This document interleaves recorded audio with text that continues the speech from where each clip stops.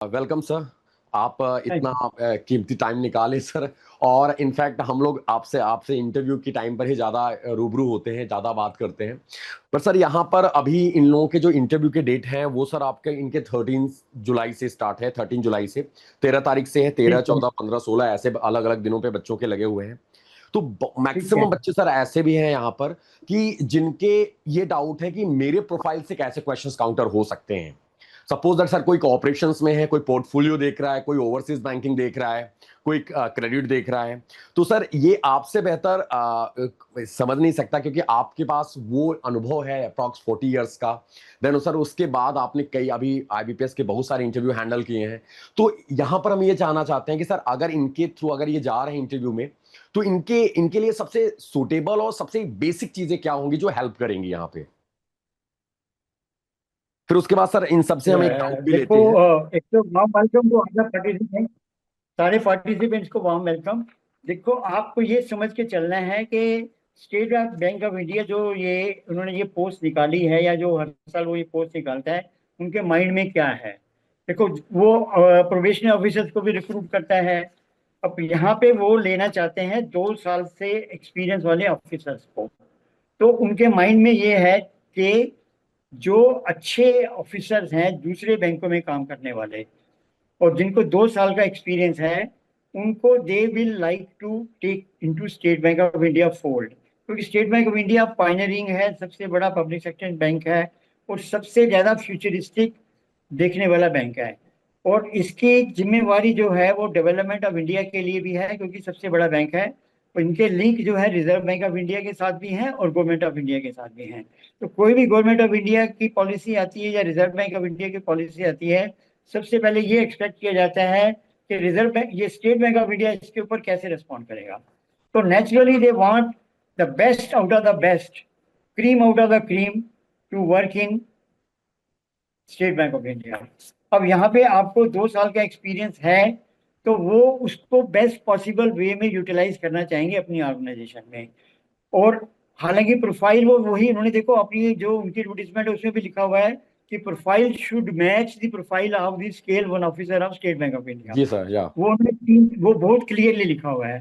परंतु वो नेचुरली आपको तभी लेंगे कि आपको अगर एक अच्छा एक्सपीरियंस हो गया है और you can add value to their organisation, और तभी लेंगे। तो एक वैल्यू एडिशन आपको करना है। How you are better than an officer who has already completed 2 years in State Bank of India as probationary officer, उससे बेटर आपको दिखाना है।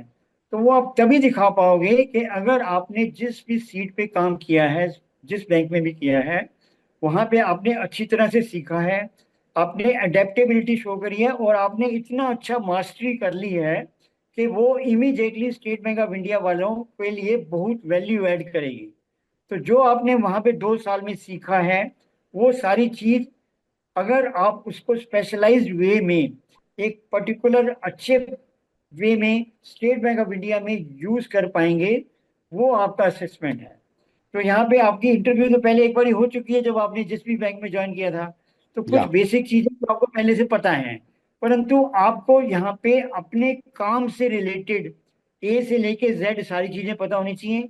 फिर उसके अलावा उस काम से रिलेटेड और इंटरेक्शन बाकी डिपार्टमेंट से कैसे है वो पता होनी चाहिए।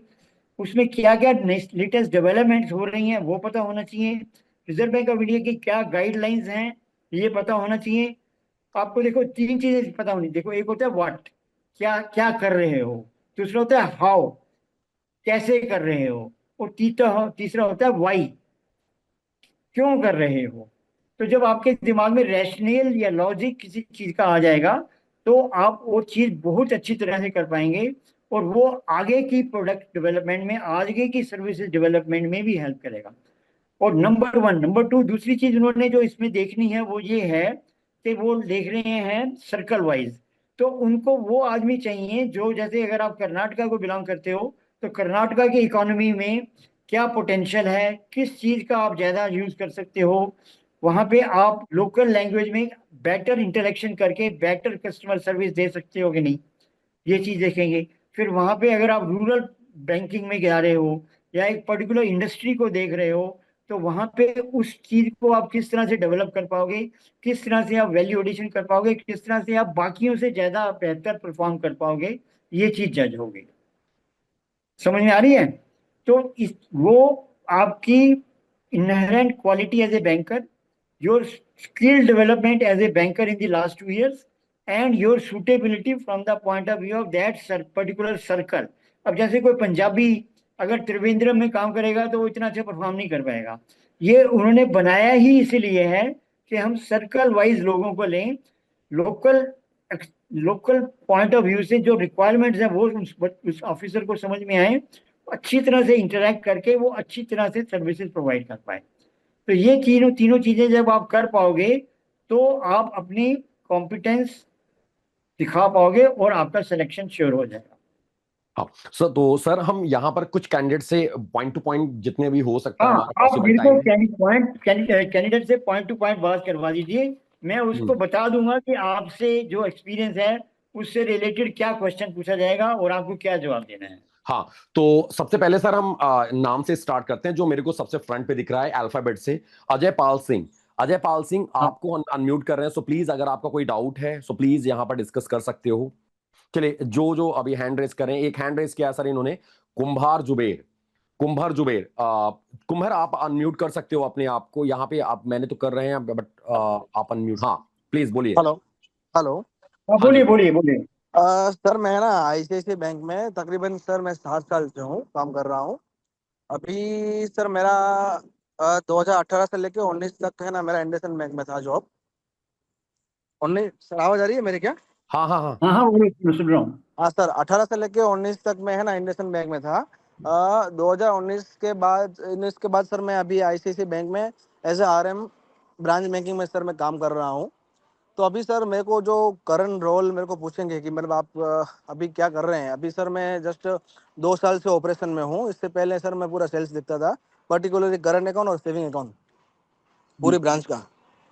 ठीक है। हम्म। तो तो अभी सर जी हाँ, जी बोलो। जी जी जी नहीं नहीं सर बोलिए सर।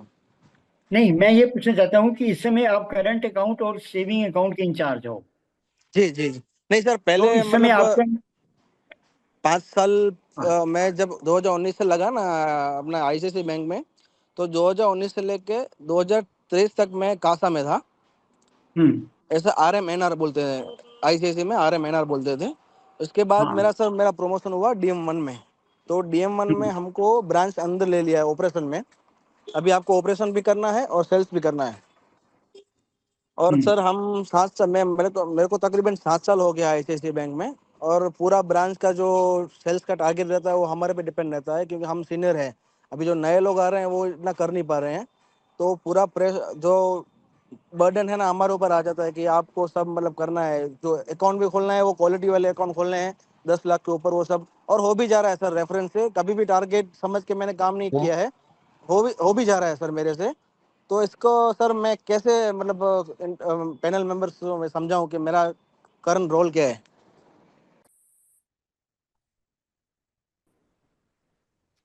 आरएम का क्या मतलब होता है? आरएम की पोस्ट का क्या मतलब होता है? एक तो आपने वहां रिलेशनशिप पे मैनेजर आरएम सर। का वर्ड यूज नहीं करना, पूरा नाम बोलो। क्या करते हो आप? What is the relationship. Post?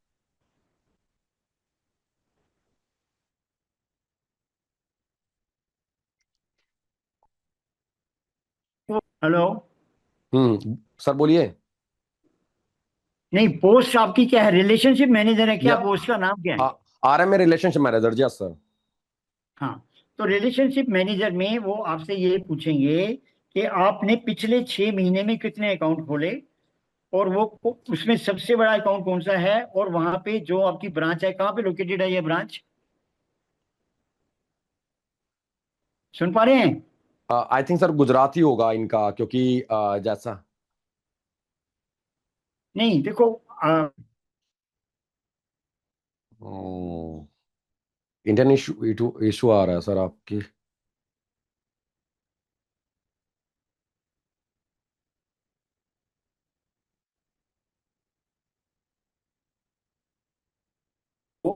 तो उससे जो पूछा जाएगा वो उससे काम से रिलेटेड पूछा जाएगा।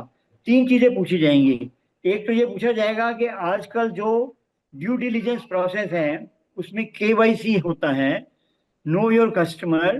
तो नो योर कस्टमर में दो दो डॉक्यूमेंट सबसे इंपॉर्टेंट कौन से हैं, और जो आजकल डिजिटल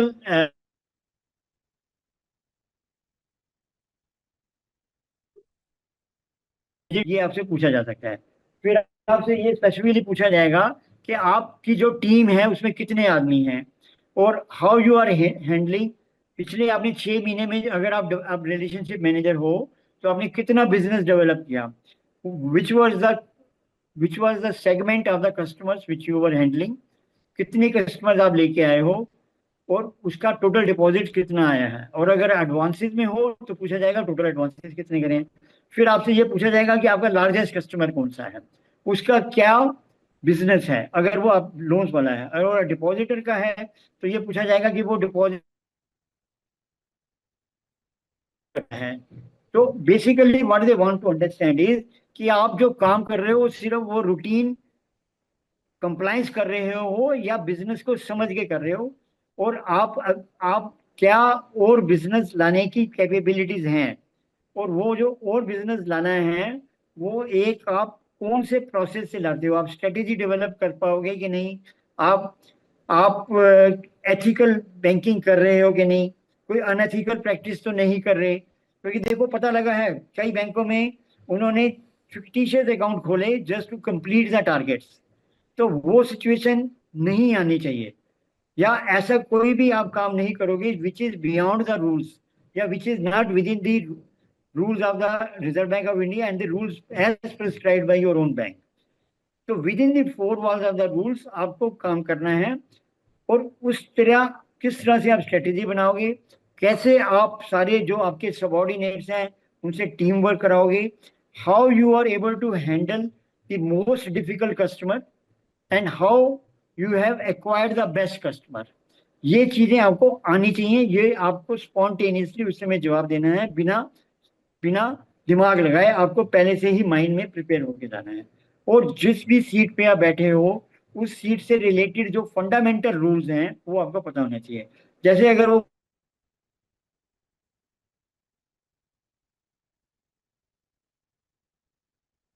सर आपकी सॉइल्ड नोड्स हैं उसके बारे में क्या रिजर्व बैंक की पॉलिसी है और आपके बैंक की क्या पॉलिसी है।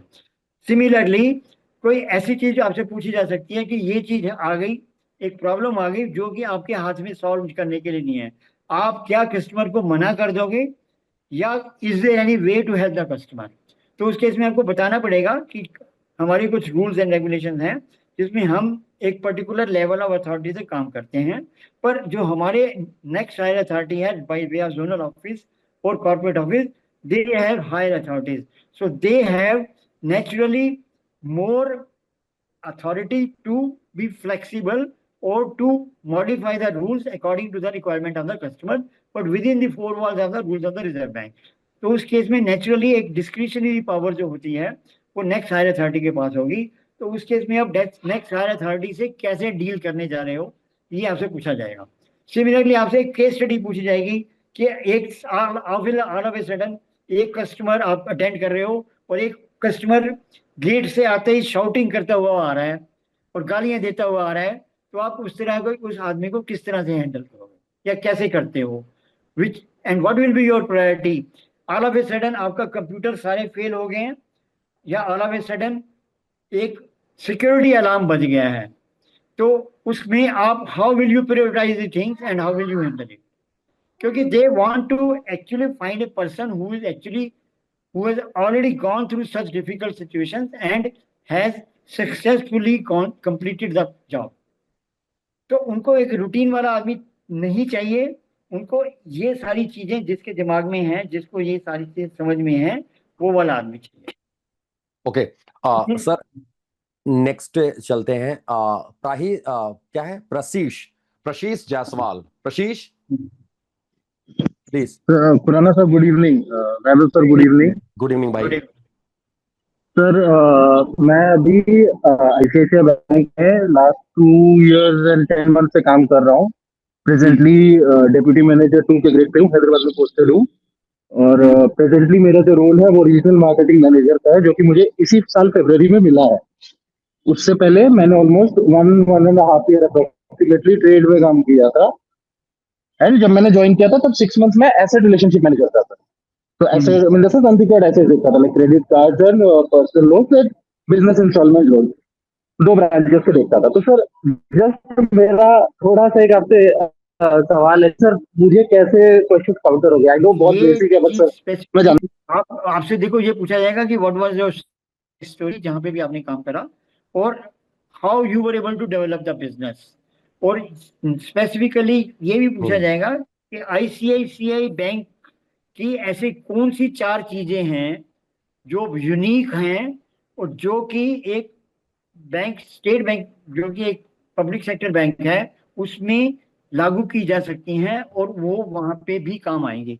और फिर आपको ये भी पूछा जा सकता है कि पर्टिकुलरली आप जो पर्टिकुलरली सीट पे बैठे हो उस पे आपने एग्जैक्टली क्या चीजें हैंडल करी, व्हाट वाज द, उसमें उसमें क्या मोस्ट डिफिकल्ट सिचुएशन आपने हैंडल करी, और कहाँ पे you were not able to solve the problem and then you how the situation was handled. तो ये सारी चीजें आपकी चेक की जाएंगी। एट द सेम टाइम जो सीट आप हैंडल कर रहे हो उसके लिए क्या पॉलिसी रेगुलेशंस हैं, क्या रिजर्व बैंक आपकी गाइडलाइंस हैं, लेटेस्ट उसमें क्या प्रोग्रेस है, ये जरूर पूछा जाएगा।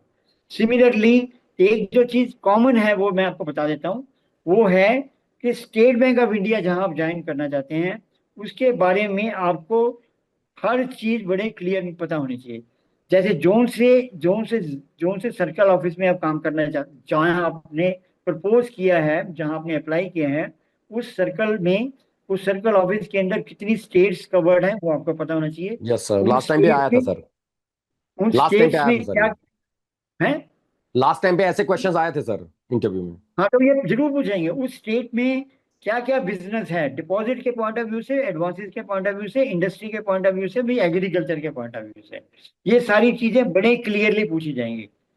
और फिर आपको उस जगह की जो स्पेसिफिक रिक्वायरमेंट्स हैं, both from deposit point of view and from advances point of view, बड़े क्लियरली पता होना चाहिए। नंबर 1, जैसे अगर आप आंध्र प्रदेश में हो तो आंध्र प्रदेश का पता होना चाहिए, मध्य प्रदेश में हो तो आपको मध्य प्रदेश का पता होना चाहिए, एग्रीकल्चर भी, इंडस्ट्री भी, हम्म और उसमें क्या लेटेस्ट डेवलपमेंट्स हो रही हैं ये आपको जरूर बताना चाहिए। देखो, और कुछ क्वेश्चंस आपको लोकल लैंग्वेज में भी पूछे जाएंगे, प्लीज बी श्योर, बिकॉज आपका लोकल लैंग्वेज का टेस्ट हो चुका है या होगा या नहीं हो, जरूरत भी नहीं हो सकती, but still how you are able to communicate in the local language, particularly with a customer who is not very good in technology, या some old customer, senior citizen who is not very well versed in banking, या एक ऐसी background का आदमी जो पहली बार banking कर रहा है, उन लोगों को आप कैसे इंटरेक्ट करोगे, कैसे उनको बैंकिंग का समझाओगे,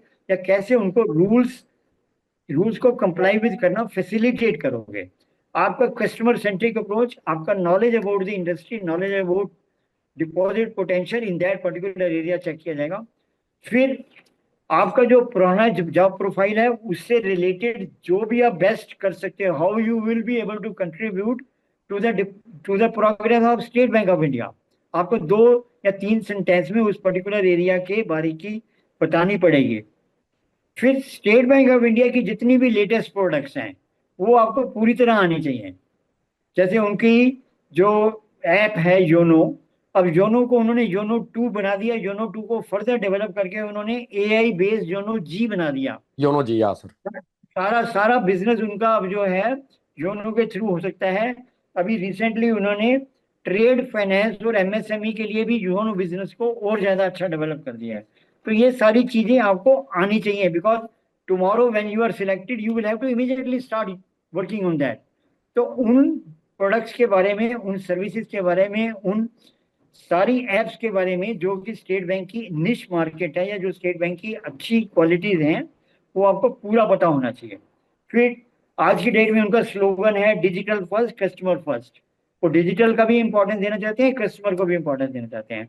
तो इसके ऊपर उनकी क्या स्ट्रेटेजी है और आप उस स्ट्रेटेजी को कैसे यूज कर पाओगे, ये आपको पूरा आना चाहिए।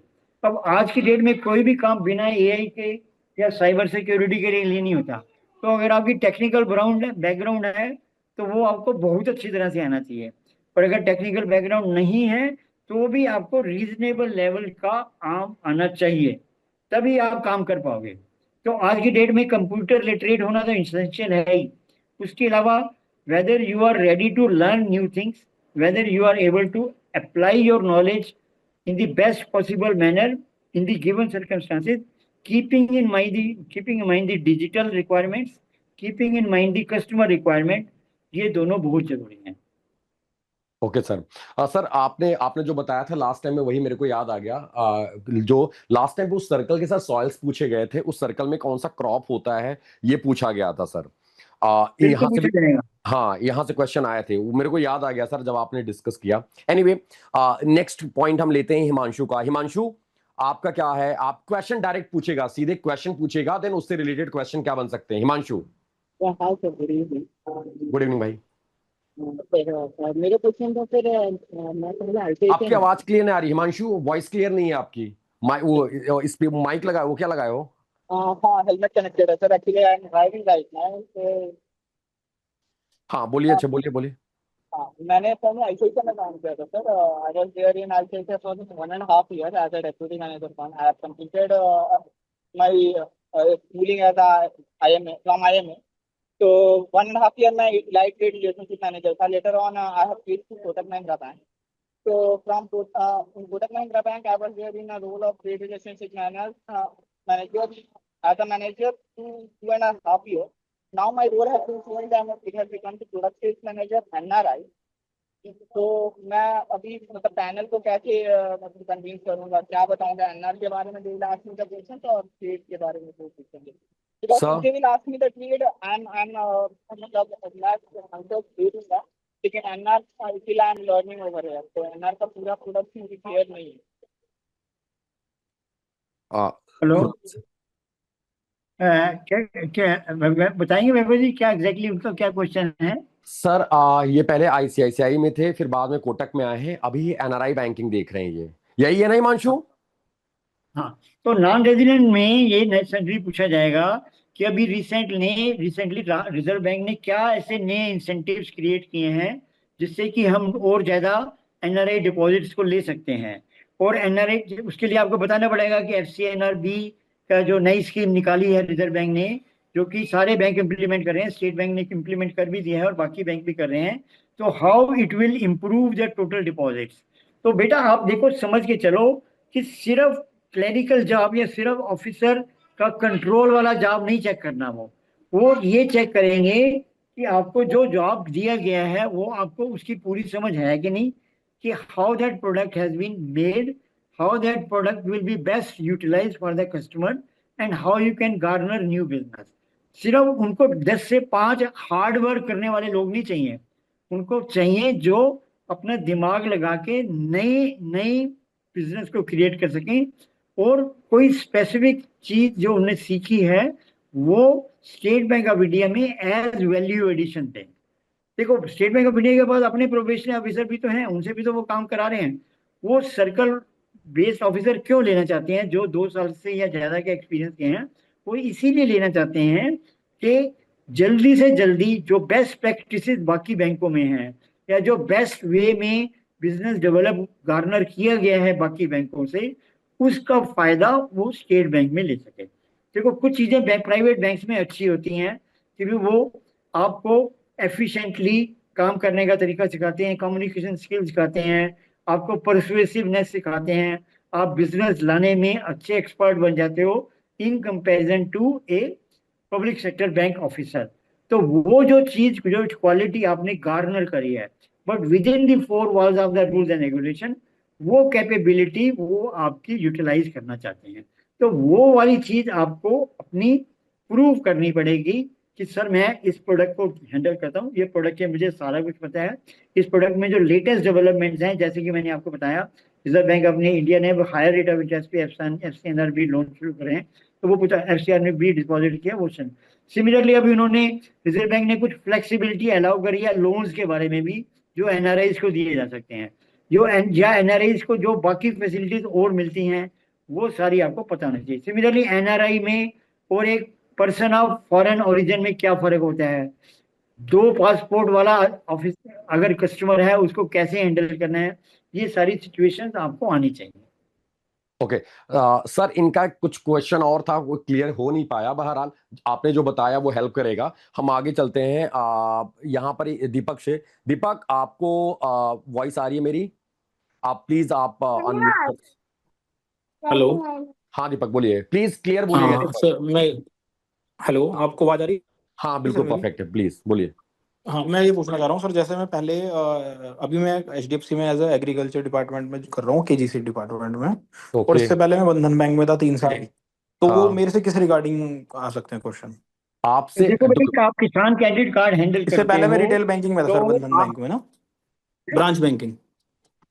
अब आप ब्रांच बैंकिंग देख रहे हो। नहीं सर, पहले ये रिटेल में थे, अभी ये एग्री देख रहे हैं। पहले रिटेल हाँ और तो ब्रांच सर आवाज बैंकिंग कट में। रही है सर।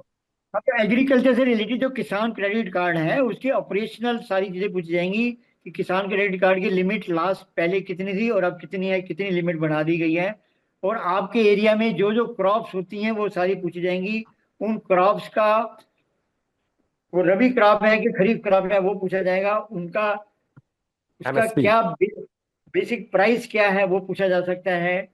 फर्टिलाइजर के फर्टिलाइजर्स के कीम प्राइसेस में क्या इंक्रीज हुआ है, उससे क्या इम्पैक्ट होगा, या अब इस साल एल नीनो के इम्पैक्ट से मानसून पे क्या इम्पैक्ट होगा, उससे टोटल प्रोडक्शन या प्रोडक्टिविटी पे क्या इम्पैक्ट होगा, ये सारी चीजें पूछी जाएंगी। फिर ये पूछा जाएगा कि भाई एचडीएफसी ने क्या ऐसी स्ट्रेटेजी बनाई कि जो कि एक प्राइमरीली रूरल बैंकिंग वाला बैंक नहीं था, वहां पे वो रूरल बैंकिंग उन्होंने कैसे स्टार्ट करी। तो आपको बताना पड़ेगा कि ये स्ट्रेटेजी स्टेट बैंक एचडीएफसी ने करी, जिसके कारण वहां पे एचडीएफसी में भी ये एक सक्सेस स्टोरी क्रिएट की गई। ये तो पहले शुरू में सिर्फ ये रिटेल अर्बन बैंक था, पर रूरल बैंकिंग में भी ये धीरे धीरे आ गया। तो वो किस तरह से आया वो आपको उनको बताना पड़ेगा। आपकी कौन कौन सी, आपने कितने सेल्फ हेल्प ग्रुप्स को फाइनेंस किया हुआ है, सेल्फ हेल्प ग्रुप और जीएलजी में क्या फर्क होता है, हम्म। तो ये आपको पता होना चाहिए। तो आपसे सीट से रिलेटेड एग्जैक्टली जो आप कर रहे हैं वो नहीं, उसके अलावा उस डोमेन में जितनी भी चीजें हैं वो आपको सारी पता होनी चाहिए। आपको प्रायोरिटी सेक्टर की टारगेट्स कितने हैं वो पता होने चाहिए। कौन कौन सी चीजें प्रायोरिटी सेक्टर में नहीं इंक्लूड होती वो भी पता होना चाहिए। क्लाइमेट चेंज क्या होता है वो भी पता होना चाहिए, रबी खरीफ, और जो हर क्रॉप पे जिनके गवर्नमेंट ऑफ इंडिया हर साल प्राइसेस फिक्स करती है वो भी आपको पता होना चाहिए, ताकि ये पता लगे कि जो आपने सीखा है वो आप यूज कर रहे हो और उस डायरेक्शन में आप बाकी चीजें भी सीखने को तैयार हो। अल्टीमेटली देखो, banking is a very vast subject and it has got lot of scope in various directions. तो अब वो जब एक एक्सपीरियंस्ड ऑफिसर को ले रहे हैं तो उससे वो नेचुरली इस बारे में जरूर जानना चाहेंगे कि उसने सीखा क्या है। और सीखा सिर्फ उसने 10 से 5 काम करने के लिए काम करा है, या उसको सीख के कोई ऐसी चीज हुई है जिसको कि फर्दर डेवलप करके बैंकिंग को और इम्प्रूव किया जा सकता है, both for depositor as well as for the borrower। Okay. Deepak clear है? अच्छा रोहित, आपसे हम पूछते हैं। आपको अनम्यूट कर रहे हैं। रोहित सिंह, प्लीज फटाफट क्वेश्चन करते चलिएगा। Good evening sir. Hi, good good evening. Evening. Sir मेरा दो क्वेश्चंस था। हाँ। एक तो क्वेश्चन ये है सर कि मेरा जो भी मतलब कि एक्सपीरियंस रहा है बैंक में 2 साल और एनबीएफसी में 6-7 महीने का, तो वो मतलब कि मोस्टली प्रयागराज में और दिल्ली में रहा है सर। तो मैं ये जानना चाहता हूँ सर कि मैंने मुंबई मेट्रो के लिए अप्लाई किया हुआ है। और अप्लाई करने के पीछे मेरा रीजन ये है कि सर मुझको मराठी आती है, मतलब काफी अच्छी आती है मराठी। तो इसलिए हम्म। मैंने सर वहां पे अप्लाई किया है। तो क्या उस वजह से क्या प्रॉब्लम आ सकती है, उसको ओवरकम कैसे करना है सर? ये हो गया पहला क्वेश्चन मेरा। दूसरा क्वेश्चन ये है सर कि लास्ट मैं जून 2025 में 27 तक वर्किंग था सर। उसके बाद से मैं भी करंटली वर्किंग नहीं हूँ, तो मेरा ऑलमोस्ट 1 साल का गैप हो गया है। तो इसमें मैं क्या चैलेंजेस आ सकते हैं और मैं तो वो कैसे ये उसको। पूछे नहीं कि भी गैप क्यों क्रिएट हुआ, why did you leave the job, what was the reason why you had to leave the job, it was some health issue, some family issue, या सब कोई और कोई रीजन था। तो नेचुरली ये पूछा जाएगा आपसे, और आपको इसका बहुत वैलिड रीजन देना पड़ेगा जो भी है। क्या रीजन है वैसे ही बताइए। सर कोई खास वैलिड रीजन नहीं था सर, बस प्रॉब्लम ये थी कि मैं सीबीओ के लिए ही प्रिपेयर करना चाहता था। तो मैं दिल्ली में था उस समय, वहां पे मैं अकेला रहता सर, खाना पीना एवरीथिंग ए टू जेड सारी चीजें खुद मैनेज करनी पड़ती थी, तो पढ़ाई नहीं कर पा रहा था मैं। इस चक्कर में मैंने छोड़ दिया। लास्ट टाइम मेरा 0.5 नंबर से रह गया था, क्वालिफाई नहीं हो पाया था, तो इस बार भी क्वालिफाई हो जाए सर, ऐसा मतलब इसी चक्कर में छोड़ा सर, बाकी कुछ मेन रीजन नहीं था। सेल्स प्रेशर वगैरह ऐसा कुछ नहीं था सर। तो उस केस में फिर आपको ये बड़े क्लियरली, ऑनेस्टली और सिंसियर वे में समझाना पड़ेगा कि भाई वो, जब मैं ये काम कर रहा था तो काम के टाइम में मुझे तैयारी करने के लिए पूरा टाइम नहीं मिल पा रहा था। इसको नेगेटिव में भी मत लो, अब आप पॉजिटिव वे में ही लो। और जी मैंने जी ये एक कैलकुलेटेड रिस्क लिया। आपको ये नहीं कहना कि मैंने कोई बेसमझी का काम किया, या जो कोई मैंने कोई एक इमोशनल डिसीजन ले लिया। तो आप जी बोलोगे कि I have taken a calculated risk that by preparing well I will be able to get through it, and with आप बोलोगे with the grace of God and with my own efforts I have been now able to clear, and I am sure that I will be able to prove my worth. But to prove your worth, naturally you will have to give very good and very perfect answers on all other questions which they ask. वो ये इस question के basis पे alone आपका final selection होगा या नहीं होगा नहीं डिपेंड करेगा। इट विल डिपेंड जी upon the other questions also which we have discuss, कि आप क्या वैल्यू ऐड कर सकते हो, क्या आपने सीखा जो आपको बैंक, जो स्टेट बैंक ऑफ इंडिया में काम आएगा। तो इसलिए जो जो काम आपने सीखा था उसमें से आपको क्या चीज निचोड़ मिला, क्या चीज आप कह सकते हो कि this was the learning point for me which I can make use of in State Bank of India for further growth of the business, या for further improvement of the customer service. वो आपको बड़े perfect way में, sincere वे में जवाब देने पड़ेंगे। तो इट इज जी something similar to a gap when a person comes for the probationary officer, वहां पे भी if he is able to give a genuine explanation, that does not go in against him. Similarly आपके case में भी it will not go against it, provided you are able to honestly give a sincere proper answer, plus prove your worth on all other points. बाकी जो आपसे question पूछे जाएंगे related to your past experience, related to the current developments in that sector, relating to the development in State Bank of India, जो मैंने आपको भी example दी, वो सारी जी चीजें भी आपकी काउंट होंगे। जी सर। ओके, जगत सर प्लीज, आप लोग सर वो आपका पहला क्वेश्चन। वाला क्वेश्चन, पहले वाले का भी क्वेश्चन का आंसर नहीं मिला और सर। पहले क्या था, इससे पहले सर पहले ये क्या था था? कि, सर पहला क्वेश्चन ये था कि मैं प्रयागराज से बिलोंग करता हूँ सर, और कहाँ, मैंने प्रयागराज? एमबीए। हाँ सर। जी जी, प्रयागराज अच्छा, यूपी। तो अब आपने कहाँ अप्लाई करा है? मैं सर मुंबई मेट्रो में अप्लाई किया है सर, मुंबई मेट्रो सर्कल। अच्छा, नहीं आप मराठी नहीं हो वैसे। मैं मराठी नहीं हूँ सर। अच्छा, नहीं पर उस केस में आपको बताना पड़ेगा ना, मुंबई मेट्रो आपने क्यों चूज किया, why Mumbai, why not Delhi?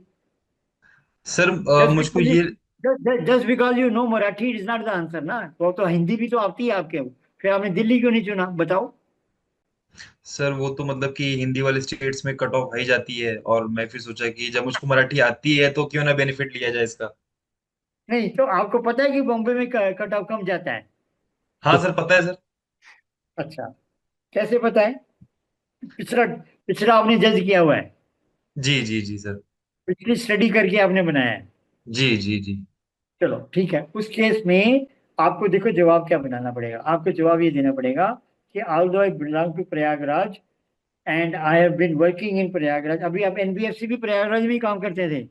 NBFC sir Prayagraj में था, और जो बैंक में मैं काम किया है मैंने, वो दिल्ली में काम किया है सर। अच्छा, दिल्ली में किया आपने। जी तो आप ये बोल सकते हो, आपको देखो फिर इस केस में ऐसे बोलना पड़ेगा। तो आपको मराठी कैसे आती है वैसे, how do you know Marathi?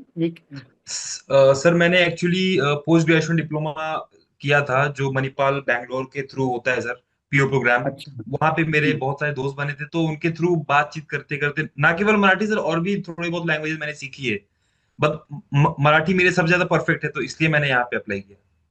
चलो ठीक है, अब उस केस में देखो आपको जवाब ये देना पड़ेगा कि देखो sir, there are some very specific features of this selection process, and out of the various options available I am choosing Maharashtra because of two, I am choosing Mumbai Metro for because of two reasons.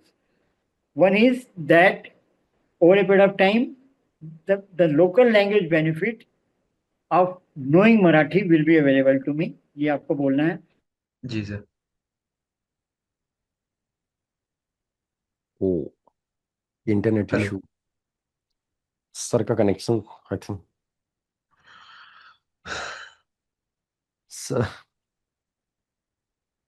Sir आवाज आ रही है. महाराष्ट्र के होंगे ही जरूर वो, क्योंकि वो local local आपकी सुटेबिलिटी भी तो चेक कर रहे हैं ना.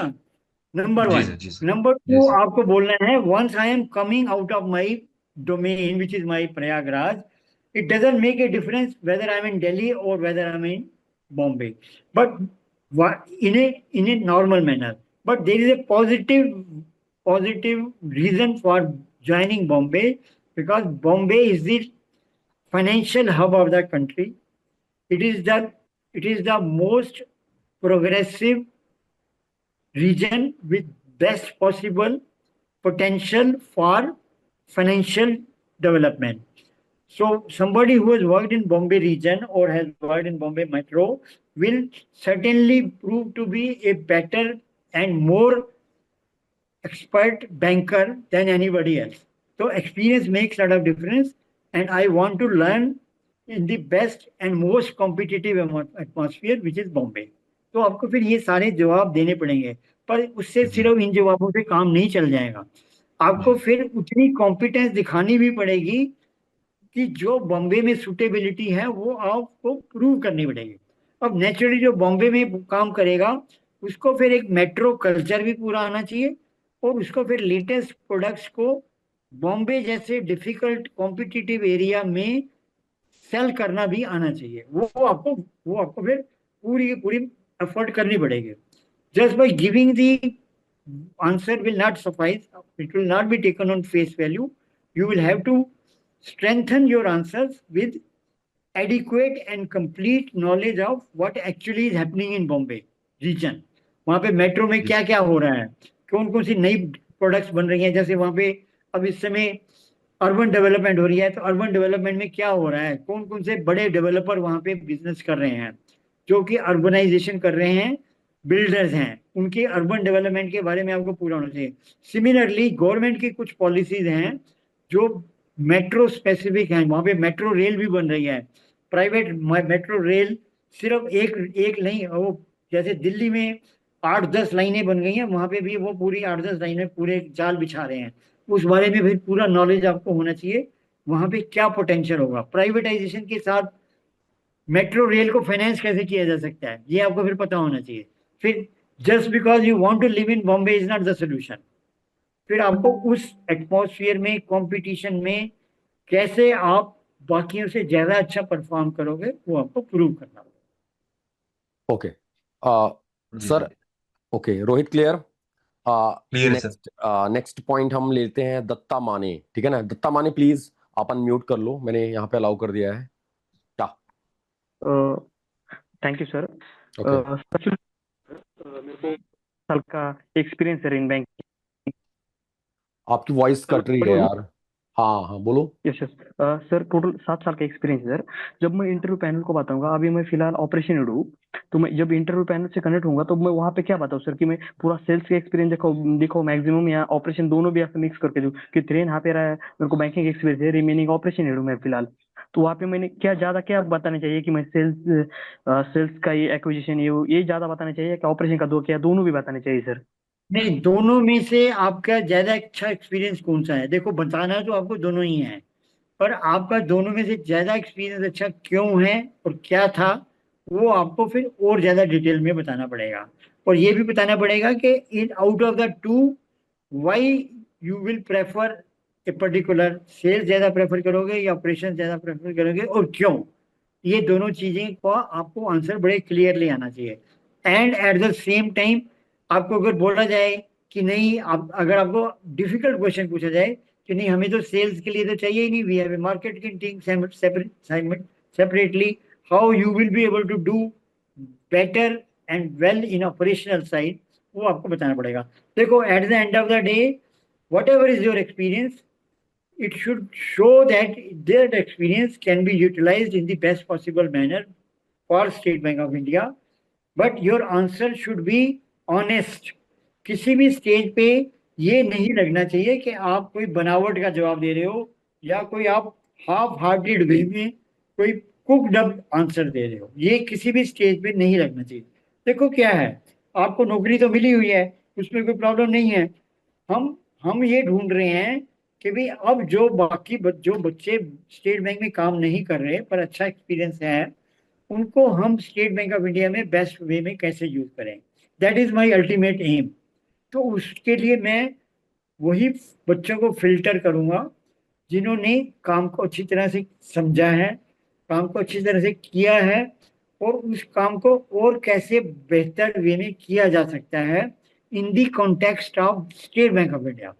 अब प्राइवेट बैंक में और स्टेट बैंक ऑफ इंडिया में फर्क है कि there are certain ways in which decisions are taken in a private bank, but then there are different ways in which decisions are taken in a public sector bank. तो उस atmosphere में आपको adaptability चाहिए, but at the same time business development चाहिए। ये बड़े ध्यान से देखना पड़ेगा। ओके, तो be honest in your answers, but then be very sure in what you are speaking, and जो भी आप चीज बोलोगे उस नॉलेज, उसका पूरा डोमेन नॉलेज आपको प्रॉपर वे में होना चाहिए विद द लेटेस्ट डेवलपमेंट। इसीलिए मैं आपको फिर बता देता हूँ कि रिजर्व बैंक की क्या गाइडलाइंस हैं हर तरह के काम में लेटेस्ट, वो आपको पता होना चाहिए। रिजर्व बैंक की इस समय अप्रोच क्या है कि कस्टमर ओरिएंटेशन होनी चाहिए, कस्टमर इज द किंग, ये वाले पार्ट है। अभी डिजिटल फ्रॉड्स पे या लॉकर्स के ऊपर रिजर्व बैंक ऑफ इंडिया ने कुछ ब्रॉड गाइडलाइंस दी हैं कि भाई कस्टमर की गलती होते हुए भी कस्टमर को हम प्रोटेक्ट करेंगे। अगर 25 कस्टमर की गलती, अगर ये प्रूव हो जाता है कि कस्टमर ने इंटेंशनली गलती नहीं करी, उसके साथ फ्रॉड हुआ है, तो उस केस में हमें कस्टमर फ्रेंडली अप्रोच के साथ काम करना है। ये अप्रोच आपकी उस समय दिखनी चाहिए, और यही रूल्स अभी रिजर्व बैंक ने बनाए भी हैं कि भी in certain circumstances the customer has to be given benefit of doubt and he should be helped even at the cost of the bank's working।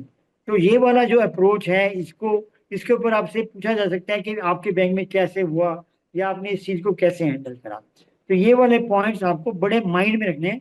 आपको अल्टीमेटली ये प्रूव करना है कि you are a good banker already, you love your job, but you want to improve upon that job by using your knowledge, by using your skills, and using your adaptability for working in a more competitive atmosphere। ये सारी चीजें आपको simultaneously prove करनी है वहां पे। Okay, clear है। आप सर अब एक मैम है, उनका ले लेते हैं, प्रतीक्षा। बताइए मैडम। आपको वॉइस आ रही है प्रतीक्षा? आप अनम्यूट कर लो। हेलो। हाँ hi sir, good evening sir. Sir actually मेरा क्वेश्चन है मेरी प्रोफाइल से रिलेटेड ही। पहले सर मुझे ओवरऑल 6 इयर्स का एक्सपीरियंस है। 2 इयर्स मैंने बैकएंड में वर्क किया है, फिर उसके बाद आईसीआईसीआई मणिपाल एकेडमी के साइड से स्टार पीओ प्रोग्राम की अपॉर्चुनिटी मिली। 1 ईयर मैंने उसमें स्पेंड किया। आफ्टर दैट सर मुझे आईसीआईसीआई बैंक में वेल्थ एंड ट्रेड आर्म के उसमें अपॉइंट किया। अभी मैं नोएडा लोकेटेड हूँ। तो सर मैं अपना एक्सपीरियंस कैसे एक्सप्लेन करूंगी, थोड़ा सा प्लीज सर मुझे गाइड कीजिए। नहीं, आप एग्जैक्टली इस समय क्या कर रही हैं? What exactly is your job role at the moment? आपका रोल क्या है प्रतीक्षा अभी में? वेल्थ है? सर करंटली मैं वेल्थ एंड ट्रेड में अभी वर्किंग हूँ, ट्रेड पोर्टफोलियो मैनेज कर रही हूँ सर, इम्पोर्ट एक्सपोर्ट सर। हाँ, तो इम्पोर्ट एक्सपोर्ट्स में फिर आपसे बड़े clearly what are the latest rules relating to trade finance. Sir इनका क्वेश्चन ये है, सर इनका क्वेश्चन ये है कि कैसे वो बताएंगी ये सारी चीजों को अपना। नहीं, वो तो आपको स्टेप बाय स्टेप बताना ही है कि भाई वो तो देखो, वैसे आपने एक्सपीरियंस प्रोफाइल उनको दिया ही हुआ है।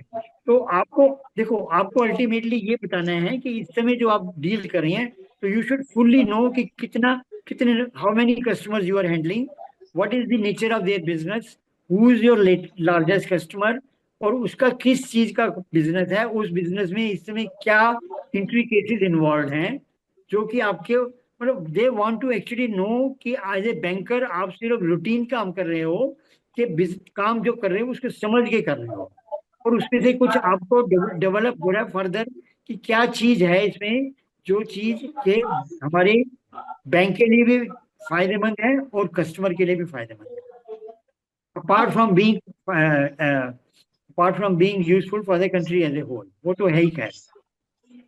तो आपको अपने बिजनेस से रिलेटेड पूरी पूरी इंफॉर्मेशन को अच्छी तरह से गैदर करके short period of 10 to 15 minute okay sir, thank you. अब हाँ अभी recently state Bank of India ने जो ट्रेड फाइनेंस के ऊपर नए कुछ प्रोडक्ट्स बनाई हैं या जो पॉलिसी को उन्होंने अडेप्ट किया है, जो कि अभी रिजर्व बैंक ने फैसिलिटेट किया, वो आपको जरूर पता होना चाहिए। So unless you are aware of the latest policies where the Reserve Bank of India has given more emphasis on trade finance, क्योंकि देखो अभी जब ईरान वार हुई उसके बाद पता लगा कि भाई हमारे को इम्पोर्ट एक्सपोर्ट्स कैसे all of a sudden impact हो सकती हैं बिकॉज ऑफ एक्सटर्नल फैक्टर्स। तो उस केस में how the banks have to adapt themselves to the given circumstances, उसको माइंड में रखते हुए किस तरह से चीज़ों को हैंडल करना है और उसमें क्या पॉलिसीज बनाई जाती हैं और उस पॉलिसी को कैसे इम्प्लीमेंट करना है in the best possible manner, वो आपको आना चाहिए। सिमिलरली अभी कुछ फ्लेक्सिबिलिटी दी गई है अबाउट दी हेजिंग कॉन्सेप्ट्स, तो वो फॉरेन एक्सचेंज से रिलेटेड जो जो अनाउंसमेंट्स हुई हैं वो आपको आना चाहिए। सर, इनसे फेमा भी पूछा जा सकता है क्या? फीमा फीमा जहाँ पे भी, जहाँ देखो जो बच्चे फॉरेन एक्सचेंज से रिलेटेड काम कर रहे हैं उनसे उनको पता पूछा जा सकता है कि अभी रिसेंटली फीमा में क्या क्या अमेंडमेंट्स हुई हैं जो कि कस्टमर के फेवर में हैं, या जहाँ पे कि बैंक को थोड़ा और ज्यादा फ्लेक्सिबल बना दिया गया है। अब जैसे एक्सटर्नल कमर्शियल बोरोइंग्स अब हाँ। सस्ती पहले से ज्यादा फैसिलिटेट कर दी गई हैं। हम्म। सिमिलरली एक्सचेंज रेट कर दिए गए। हेजिंग में कुछ reserve Bank of India hedging में भी हेल्प कर रहा है कि जहाँ पे आप सारा रिस्क आपको नहीं लेना पड़ रहा, part of the risk is being borne by Reserve Bank of India. Reserve Bank of तो इंडिया। ये वाले जो एस्पेक्ट हैं, हेजिंग होता क्या है, हेजिंग से क्या, हेजिंग क्यों जरूरी है, हेजिंग से क्या फायदा है, तो देखो यही चीज मैं रिपीट कर रहा हूँ कि अलग अलग बच्चे अलग अलग बैकग्राउंड से हैं, अलग अलग काम कर रहे हैं, पर जो भी काम वो कर रहे हैं वो सारा एक बैंकिंग का पार्ट है।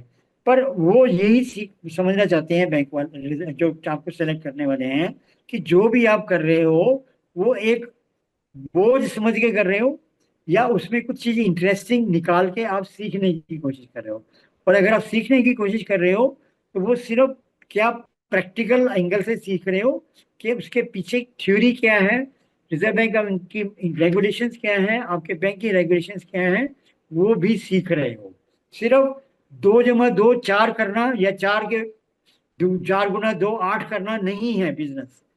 बिजनेस को समझना है। कल को अगर आप ब्रांच मैनेजर बनोगे जब और अदर हायर पोस्ट पे बनोगे तो आपको उस बिजनेस के बारे में और ज्यादा इन डेप्थ में पता होना चाहिए। So whatever you are doing you should do sincerely with with an urge, with a willingness to learn out of it and then make use of it in a better manner। ये जरूर पूछा जाएगा कि आप जिस speed पे काम कर रहे हो उस सीट को एफिशिएंसी बढ़ाने के लिए आप 4 स्टेप बताइए। बताओ, आपको सोचना पड़ेगा कि मैं ये काम इस तरह से कर रहा हूँ पर इस चीज को अगर मैं इस तरह से करूँ तो उसमें और ज्यादा इंप्रूवमेंट आ सकती है। तो ये वाली चीज आपको अपनी सीट के बारे में पता होनी ही चाहिए और ओके ये सर। चीज आपको माइंड में प्रिपेयर करके जाना है। ओके। महेंद्र सर, महेंद्र वैष्णव। महेंद्र वैष्णव। हेलो। हाँ जी बोलिए। हाँ सर, मैं महेंद्र, सर आईसीआईसी बैंक में काम करता हूँ हम्म फ्रॉम लास्ट 4 ईयर। तो हम्म मैं बेसिकली एक पीडब्ल्यूडी कैंडिडेट हूँ, जिसमें मैं एक अनसिक्योर ओवरड्राफ्ट करके एक हमारा एक प्रोडक्ट होता है, ठीक है, जिसमें हमें ब्रांचेस के थ्रू हमें वो ड्राइव कराना रहता है। वो इंस्टेंटली होता है, जो उसमें कुछ टाइम नहीं लगता है, ऑनलाइन जनरेट रहता है टोटली। तो उसको मैं कैसे एक्सप्लेन करूँ, मतलब मेरे पास 30 ब्रांचेस है, तो ब्रांचेस जब ब्रांच वालों से कोऑर्डिनेट करके वो प्रोडक्ट को ड्राइव करवाना रहता है। और नहीं जब ब्रांचेस में जब क्वेरीज वगैरह आती है ना, वो पर्टिकुलर प्रोडक्ट को पूरा हैंडल करना है इन शॉर्ट। हाँ, नहीं तो वो जो आप प्रोडक्ट हैंडल कर रहे हो उसके बारे में वो आपसे एग्जैक्टली पूछेंगे कि ये क्या प्रोडक्ट है, और हम्म उसमें आप जो कस्टमर्स की जो प्रॉब्लम है या जो ब्रांचेस की प्रॉब्लम है वो किस तरह की प्रॉब्लम आती है, वो हम्म आपको एनालिसिस। देखो, एक होता है प्रॉब्लम को अपने रूटीन में हैंडल करना, एक होता है जो आपने काम करा या जो आप काम कर रहे हो उसको mentally and as well as database analysis करना, कि जो मैं काम कर रहा हूँ उसमें कहाँ कहाँ पे क्या क्या रूटीन की प्रॉब्लम्स है या कुछ ऐसी प्रॉब्लम है जो बार बार रिपीट हो रही हैं। अगर कोई प्रॉब्लम बार बार रिपीट हो रही हैं तो उनको रेक्टिफाई करने के लिए हमने क्या कोई प्रोसीजरल चेंजेस सजेस्ट किए, या उनको हमने कोई ऐसा तरीका निकाला कि वो बार बार आने वाली प्रॉब्लम्स कम हो जाएं या बिल्कुल हम्म खत्म हो जाएं। उसके लिए हम्म क्या सोचा कि हम क्या सोच सकते हैं, ये चीज आपके माइंड में आनी चाहिए, and then you should be able to give some answer on that. Yes sir. Also sir हम लोग ब्रांचेस को ट्रेनिंग्स भी देते हैं जब प्रोडक्ट में कुछ चेंजेस आता हाँ, है तो जो ट्रेनिंग, तो। तो जब ट्रेनिंग देते हो तो आपको हम्म आपको बताना पड़ेगा कि ट्रेनिंग के लिए आप क्या मॉड्यूल यूज करते हो, whether you are doing on the job training और whether you are doing only presentation, and in case some question is asked to you, how best you are able to give the answer to that question yes sir. regarding the mechanism and the rationale, दोनों चीजें। तो जो एक trainer है उसको तो और भी काम अच्छी तरह से आना चाहिए ना, हम्म उसको तो लॉजिक भी पता होना चाहिए हर चीज का, तभी वो अच्छी ट्रेनिंग दे पाएगा।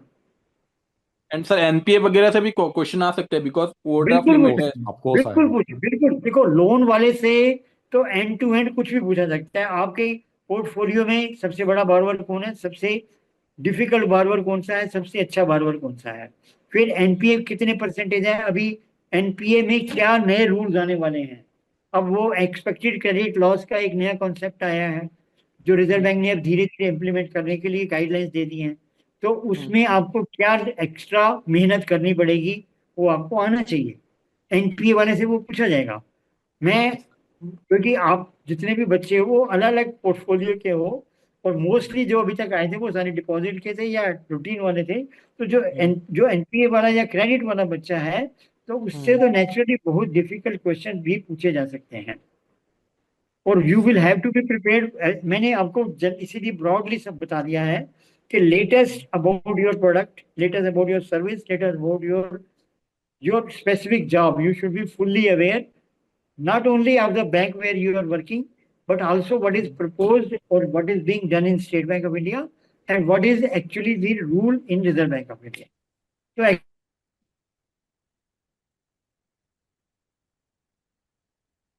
सर आपका कनेक्शन, मैन सर मेरी आवाज आ रही है आपको? हाँ सर आ रही है। तो समझ में आया आपको ये बातें? हम्म हम्म हम्म, हम्म। आप ट्रेनिंग प्रोवाइड करते हो लोन्स के रिगार्डिंग? नहीं सर, एक्चुअली कैसा ना, एक ओडी करके एक प्रोडक्ट होता है वो जो हाँ, इंस्टेंटली होता है। तो आई एम हैंडलिंग 30 ब्रांचेस। तो जब जब ब्रांच स्टाफ और जब वो प्रोसेस करने जाएगा तो उसको जो क्वेरीज आएगी, जहाँ पे कहीं वो अटकेगा, तो हम लोग हैंडल करते हैं वो पूरा। यानी कि आप तो एनपी ऑपरेशंस भी देखते होंगे, आप लोन की भी चीजें देख रहे होंगे, सारे प्रोडक्ट के बारे में आप अपडेट कर रहे होते हो उनको। हाँ यस, ब्रांचेस का कोई भी क्वेरी आएगा या एस्केलेशन आएगा तो हाँ, वी आर हैंडलिंग। ओके। तो आपको तो यार बहुत सारे क्वेश्चन, आपको सारे कोर एरिया खुल गए आपके, तो आपको तो मार्केटिंग भी देखना पड़ेगा, कुछ भी प्रोडक्ट भी जो होता है जो आपको बताना होगा क्लियरली उनको। पता होना चाहिए कि जो जो क्वेश्चन हैं वो हम्म किस प्रकार के क्वेश्चन आ रहे हैं और उनमें क्या इशू ऐसा है जो कॉमन है, हम्म ताकि हम्म उसको सॉल्व किया जा सकता है तो किस प्रॉपर में वे में किया जा सकता yes sir. Okay okay. Sir आप एक मैम, साइंस संजना प्लीज, आप अपने आप को अनम्यूट कर लो। आवाज आ रही है मेरी क्या? Yes, sir. Please. Sir, hi, sir. Good evening. Good evening. है। Good evening. हाँ। Sir, I had worked in Federal Bank for 2.2 years. Post that, I had resigned. I have a career break of 5 months. Post that, I have joined another institution which deals with interiors as a key account manager. So when I was in a tenure in Federal Bank for 2.2, I have dealt with CASA, in CASA, especially savings account, and majority of my role was in gold loans. And then had even done the operations of locker and CDM. And I was even handling all the customer redressals and queries and basic end-to-end operations, sir. हाँ, तो देखिए इसमें since you have worked on the various seats, the questions can be related to any one of them. So in case of a gold loan, naturally they will now ask you what are the latest rules regarding the loan to value and why the changes have been made, whether they have made the rules more strict or whether the rules have been made more flexible. So in that case, naturally you will need to go through the Reserve Bank of India circular of 29th November 25 on credit facilities. So there is a separate chapter on gold loans in that. So what is the changes made by Reserve Bank of India in that you will need to know. Similarly, what are the latest rules regarding the compensation to be paid in case of any locker break? What is the responsibility of the bank? There is a maximum responsibility. It is some percentage times the rent payable. Beyond that, the bank is not liable. Even if there are crores of worth of goods lying in the locker, bank is not liable for the goods lying in the locker. They are only liable some X percentage times the locker rent being paid. So all those rules you will have to be careful, and then they will naturally ask you what improvement can be brought in that service. Yeah, what improvement you suggest can be done in that particular job which you were doing. So that is a general question which can be asked to any person who is working in routine, and for any particular service like gold loans, the latest rules regarding gold loan you should be aware. And then they can ask you why gold loans can be treated as priority sector. Some portion of gold loans is treated as priority sector also. What is that percentage? Tell me. So you will have to say, when any agriculture background person comes and takes gold loan, that is also included in priority sector. Then they can ask you something about federal bank also. Why federal bank is not growing? Or if it is growing, how it is growing better than other banks? Or they can ask you some similar question. Sure, sir. And along with that, I had checked a little of AML also, sir, and that as well. AML means? Anti-money laundering, sir. AML. So in that case, they will ask you what are the various reports which are to be prepared and to whom those reports are sent. So you tell me the agency to whom the reports are sent by the bank. So we actually had a portal where we. So that is not the sufficient. So portal is only to give the information, but Okay. to whom the information is being sent ultimately. It is being sent to a government agency. You should know the name of that government agency to whom it is sent.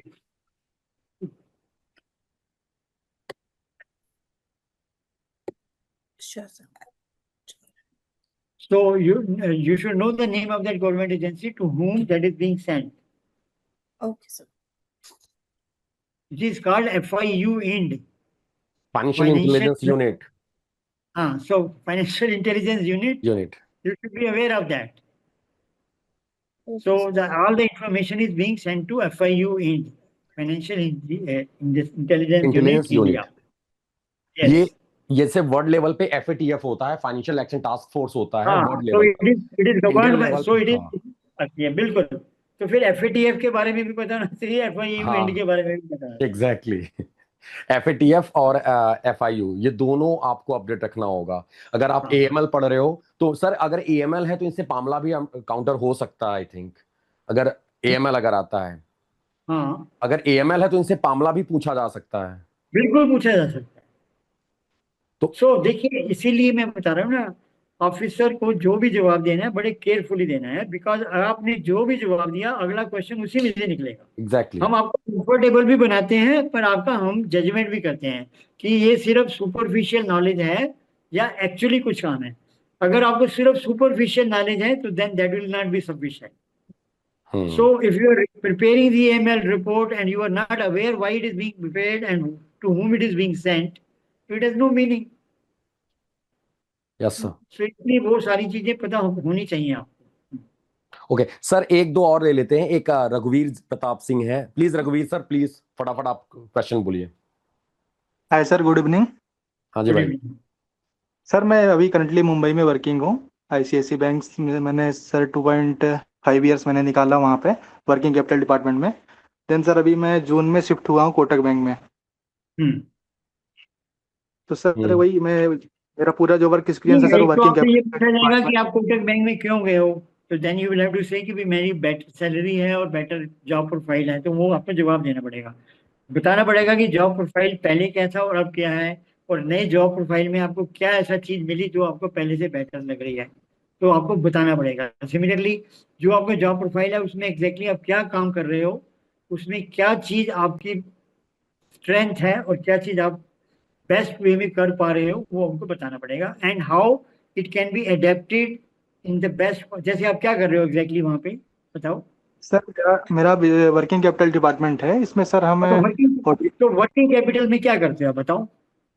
Sir working capital में मैं relationship manager हूँ sir. यहाँ पे हम clients को overdraft, cash credit, LC, बीजी ये सब provide करते हैं सर। आप सारा कुछ करते हो ना, तो फिर इसमें यस बताओ इसको कैलकुलेशन करने के लिए कौन कौन से मेथड है बताओ। How the sir how the limit is calculated, कि इस बारोवर को 1 करोड़ लिमिट देनी है कि 2 देनी है कि 5 देनी है कि 50 करोड़ देनी है सर या 5 लाख देनी है सिर्फ, है? सर ये टर्नओवर एंड इनकम मेथड पे डिपेंड होता है। हाँ, तो टर्नओवर मेथड अगर आपको आता है तो आपको पूछा जाएगा कि टर्नओवर मेथड कितने अमाउंट तक अलाउड है। 50 करोड़ से नीचे टर्नओवर मेथड है, 50 करोड़ से ऊपर तो टर्नओवर मेथड नहीं लगेगा ना। तो आपको वो यस सर। पता होना चाहिए कि टर्नओवर मेथड कब किस रूल तक लगेगा, और ये आपको पता होना चाहिए कि टर्नओवर मेथड में मिनिमम रिक्वायरमेंट कितनी है बारोवर की बताओ, जो मार्जिन बारोवर को लाना है फिर वो कितना होना चाहिए बताओ। Sir minimum turnover requirement method का ऐसा फॉर्मूला बताओ ना मुझे। सर टर्नओवर में बेसिक टर्नओवर का 20% लिमिट हम देते हैं सर, ओवरड्राफ्ट, कैश क्रेडिट। हाँ 20% देते हो ना, और यस सर। बारोवर को कितना लाना पड़ता है। सर वो डिफरेंट थिंग सर, वो प्रोजेक्ट फाइनेंस शायद आप बात कर रहे हैं। अरे बेटा नहीं, आपको जवाब आना चाहिए, नहीं आएगा तो फिर आपका कोई फायदा नहीं है। आपको बताना है टोटल रिक्वायरमेंट बारोवर की 25% होती है, उसमें से 20% बैंक देता है, 5% उसको लाना पड़ता है। तो ओके 5%, सर। हाँ तो यही तो टर्नओवर मेथड का फॉर्मूला है। टोटल रिक्वायरमेंट ऑफ 5% द बारोवर है। सर 5% के बरोबर के पास जो कैपिटल है उसके पास एसेट है वो। हाँ, तो एसेट नहीं, वर्किंग कैपिटल। बेटा तुम लोगों ने सिर्फ वर्ड सीख पढ़ लिए हैं, समझ लिए हैं, पर अच्छी तरह से नहीं समझे। 5% जो वो लाता है वो उसको नेट वर्किंग कैपिटल बोलते हैं, जो उसको मार्जिन की शेप में लाना पड़ता है। तो margin is to be brought in the yes shape of net working capital, and net working capital is current assets minus current liabilities. आपने मान लो 10 करोड़ रुपया बिजनेस में लगाया और 10 करोड़ रुपए की मशीन खरीद ली, तो आप वर्किंग कैपिटल नहीं है ही नहीं आपके पास मार्जिन देने के लिए। तो मार्जिन जो है वो एक्स्ट्रा पैसे होते हैं over and above your machinery, तो उसको बोलते हैं current asset minus current liability. Current asset minus current liability is the source of margin, and that margin should be minimum 5% in case of turnover method. तो अच्छा, अब आपसे बड़ा मुश्किल क्वेश्चन पूछता हूँ। अगर टर्नओवर मेथड में 5% की जगह थोड़ा सा कम है तो आप इसको भगा दोगे क्या, क्या करोगे बताओ। जैसे मैं आपको एग्जांपल देता हूँ कि 5 करोड़, टोटल 25 करोड़ की रिक्वायरमेंट है, तो ओके। आप कह रहे हो मैं 20 करोड़ दूंगा, 5 करोड़ उसको लाना पड़ेगा, है ना, यही बोल रहे हैं ना आप। Yes sir. हाँ, तो अगर उसके बाद 5 करोड़ की जगह 4 करोड़ है तो आप उसको भगा दोगे क्या, नहीं दोगे लिमिट। नहीं सर भगाएंगे नहीं सर, उसको लिमिट जो असेस होगी वो दे देंगे क्लाइंट को वही तो पूछ प्रपोज। रहा हूँ मैं, कितनी एसेस होगी, यही तो मैं पूछ रहा हूँ। आपको बताना है सर सर कि अगर 5 करोड़ है तो मैं 20 करोड़ दूंगा, अगर उसके बाद यस सर। 4 करोड़ है तो मैं 16 करोड़ दूंगा उसको। So it is the ratio of 4:1, simple. Yes sir. तो दिस इज दी आंसर। इसीलिए मैं कह रहा हूँ आपको, सारे बच्चे जो सुन रहे हैं उनको मैं बोल रहा हूँ, क्या कर रहे हो नहीं रेलेवेंट, कैसे कर रहे हो नहीं रेलेवेंट, वो तो आता ही आप क्यों कर रहे हो रेलेवेंट है। और इसीलिए आपको पता होना चाहिए कि अगर 4 टाइम्स दे सकते हो आप, 5 अगर उसके पास है तो 20 दे सकते हो ना, तो आपको पता होना यस चाहिए सर। कि you can give 4 times of what he has. तो आप उसको भगाओगे नहीं, आप उसको 16% दे दोगे, 16 ओके। करोड़ दे दोगे क्योंकि एंड उसके सर पास 4 है। और जिस दिन उसके पास पूरा 5 हो जाएगा आपको 20 दे दोगे। Yes sir. सर एक मेरा डाउट और था सर मैं एमपी से हूँ, मेरा होम टाउन एमपी है।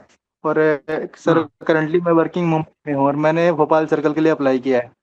हाँ। तो सर उस पर कुछ क्वेश्चन काउंटर कर सकते हैं क्या? आपको जरूर पूछा जाएगा कि मध्य प्रदेश में कौन सी क्रॉप होती है, कौन कौन सी इंडस्ट्री है, कौन सी इंडस्ट्री का पोटेंशियल और है। ये सारी चीजें पूछी जा सकती हैं आपसे। तो आपको सोयाबीन के बारे में पूरा पता होना चाहिए, आयरन एंड स्टील भी वहाँ पे है, और कौन कौन सी इंडस्ट्री लग सकती है वहाँ पे, वो आपको पता होना चाहिए। और क्या क्या चीज़ों की वहाँ डेवलपमेंट हो सकती है वो पता होना चाहिए। Okay sir. और सारे के सारे बच्चों को जो बजट में नई नई चीजें सिखाई गई, हालांकि बजट को काफी टाइम हो गया, फरवरी में आया था, पर बजट से रिलेटेड आपको क्वेश्चंस पूछे जा सकते हैं कि गवर्नमेंट कौन कौन सी इंडस्ट्री को बढ़ावा देना चाहती है, कौन कौन सी इंडस्ट्री को बढ़ावा देने के लिए क्या क्या रूल बनाए गए हैं, कैपिटल एक्सपेंडिचर कितना कर रही है, 12,20,000 करोड़ दे रहे हैं। फिर वो हाईवेज को, रिन्यूएबल एनर्जी को, और टूरिज्म इंडस्ट्री को डेवलप कर रहे हैं, वाटरवेज को डेवलप कर रहे हैं। ये ब्रॉडली सारा कुछ आपको पता होना चाहिए कि ये सारी चीजें इंडस्ट्रियल डेवलपमेंट में काम आएंगी, और ये पर्टिकुलर रीजन में इनमें से कौन सी चीज ज्यादा रेलेवेंट है वो आपको पता होना चाहिए। तो आपको बजट के बारे में ब्रॉड आइडिया होना चाहिए। उस बजट से रिलेटेड आपके जो प्रपोज आपका सर्कल है उसमें किस चीज का पोटेंशियल है वो आपको पता होना चाहिए। ओके सर, एक एक बच्चे से और ले लेते हैं। एक अब आई थिंक ज्यादा हो रहा है, 1 सवा घंटा हो गए। Sushmita please. Sushmita. Good evening, sir.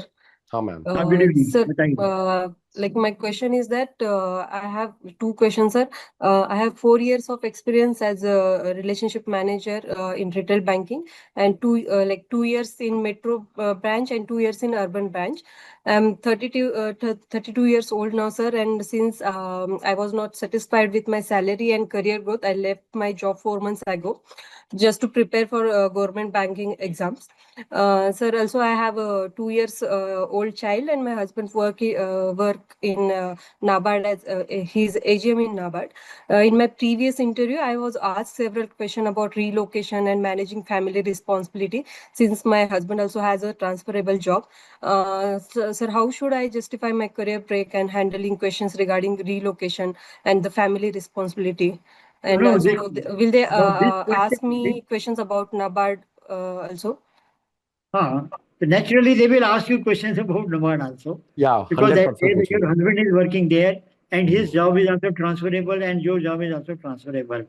So you will have to say that now we have more or less settled, in the sense that your family is already there and your child will stay with you. That is what you will have to say. And which region have you applied? Which circle have you applied?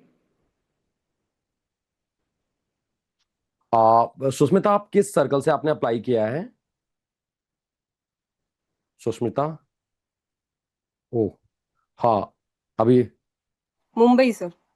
Mumbai. So naturally, then you will say that we understand that my job is also transferable and his job is also transferable, and that is why instead of going in for a regular job, I am because there is a comparative advantage in case of a circle-based officer now, because you will be moving within that circle. So then that will be an advantage to you to work in a circle-based as a circle-based officer in comparison to a probation officer.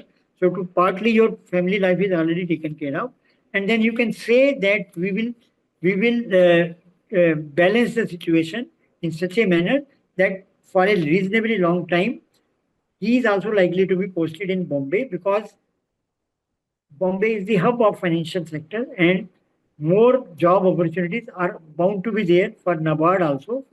So some balanced answer you will have to give. But then you should look sincere and you should remain sincere in your answer. Don't try to befool them by giving a concocted answer. Okay Okay, sir. ठीक है, clear Sushmita? Yes, sir. Okay last है Sandeep sir. Sandeep भाई please, आपका question क्या है, फटाफट discuss कर लेते हैं। ऐसा नहीं है कि आपको बता दें एक चीज और, कि आप सभी लोगों से हम फिर से वापस से मिलेंगे। अभी फिर से सर के साथ एक सेशन आएगा कल में मे बी, और हम लोग डिस्कस करते रहेंगे। जो जो डाउट हो गए हैं वो क्लियर हो गए हैं, वो होगा ही। अभी आपके मॉक होंगे तो सर के साथ आपका जो 15 to 20 मिनट का जो आपका मॉक होगा, वन ऑन वन मॉक, उसके बाद आप डिस्कस कर सकते हो अपने डाउट्स को भी। सो डोंट वरी, आपके क्लास सेशंस होंगे वापस से, अभी हम 2 या 3 बार अभी और कर लेंगे सर के टाइम के हिसाब से, जैसा जैसा सर को टाइम मिलेगा वैसे ही, क्योंकि आप ऑलरेडी हम लोग 1.25 घंटे ज्यादा हो गया, 1 hour 15 मिनट। तो लास्ट हम कमेंट लेते हैं संदीप सर से। Sandeep sir please. Good evening sir. Actually sir just want to ask कि मतलब सर अराउंड सर मेरा 13 इयर्स का एक्सपीरियंस है एंड उसमें 10 साल सर मैंने अराउंड 9 to 10 ईयर्स सर मैंने एनबीएफसी में वर्क किया हुआ in financial in broking sector. Okay. And sir 3 years around मैं सर प्राइवेट बैंक में हूँ, एचडीएफसी में इन कॉर्पोरेट बैंकिंग। हाँ, तो नेचुरली आपको जो इस समय आप काम कर रहे हो, आपसे देखो, एक तो यही पूछा जाएगा how how that what is the difference between functioning of NBFC and a bank. तो आपको बताना पड़ेगा कि NBFC are slightly more flexible and they are having a better reach, but then banks are better organized and are working in a more systematic manner। ये आपको एक general answer देना पड़ेगा। फिर नेचुरली जो आप कॉर्पोरेट बैंकिंग में जो स्पेसिफिकली आप काम कर रहे हो, that question will be asked। So now recent I asked that boy a question about the turnover method। So if you are doing corporate banking, the questions relating to corporate banking, you should be very thorough and very particularly specific in your answers।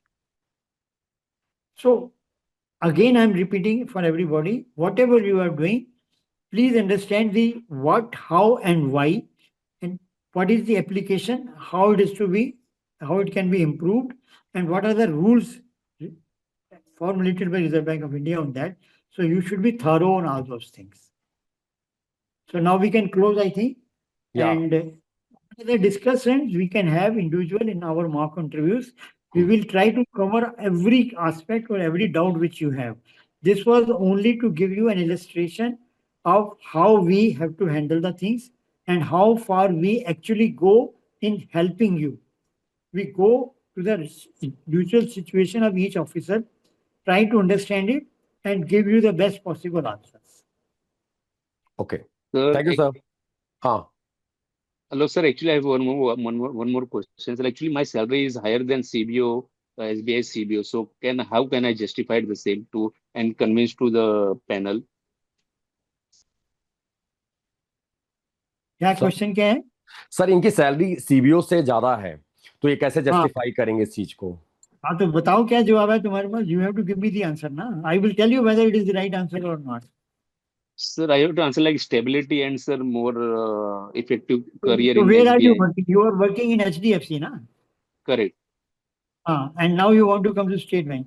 So there will be so many other boys like you. You are not the only one like that. So people are interested to work in. There are two advantages, very clear advantages. One is State Bank of India is a growing concern. Number one, it is a Government of India company. So there is stability. And for the first 12 years, you know the zone also where you are going to work. So your transfers will also not happen. So there are bound to be these answers are bound to be given by everybody. So there will be other people also like you. So don't worry about that. But then you say that for balancing my family life and my aspirations, State Bank of India will be a good choice. Thank you, sir. Thank you, sir. Okay. Okay. Thank you, sir. Khurana sir, I think voice आ रही है sir? हाँ. Thank you sir.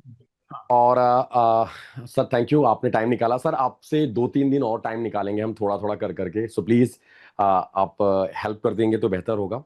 मैं कर ही रहा हूँ। मैं I have tried to be as clear as possible, but my suggestion is you encourage these boys and girls to participate in the mock interviews, because वहां पे इंडिविजुअल की बात पूरी सुन सकते हैं और समझा सकते हैं। Exactly sir. उसमें फिर एक सीरीज ऑफ क्वेश्चंस जो रिलेटेड क्वेश्चंस है वो भी पूछे जाएंगे, उनको फिर क्या आंसर देने हैं वो भी समझाए जाएंगे। यहाँ तो ऑफ द कफ जो जो उनके माइंड में आया उन्होंने सबने पूछा, सब सारे अपनी इंट्रोडक्शन देने में लगे हुए थे और समझा रहे थे। चलो कोई बात नहीं, it is a good thing. So I hope they will all want to join that mock interviews, so where we can help them. Okay sir, thank you sir, thank you. So I think we can now close, eh? Yeah sir, हाँ ठीक है sir, अब leave कर सकते हैं, ठीक है ना? Okay sir, thank you.